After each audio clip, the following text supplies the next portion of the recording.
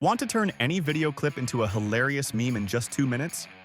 Today, I'll show you exactly how to make viral video memes using Vid-O. Step by step, no editing skills needed. This is perfect for beginners. Whether you want to make funny Instagram clips, TikTok meme edits, or YouTube shorts, Vid makes it super easy, and it's all online. First, open your browser and go to vid.io. You don't even need to install anything. Just click Create Project or Upload Video. Next, upload your video clip.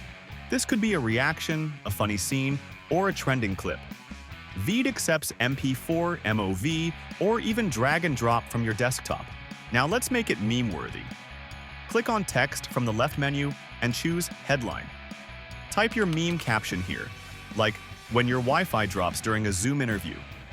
Position it at the top or bottom, and change the font to Impact or Bold for that classic meme look. Want to post it on TikTok or Instagram? Click on Canvas or Size. Resize and pick 9:16 for vertical videos.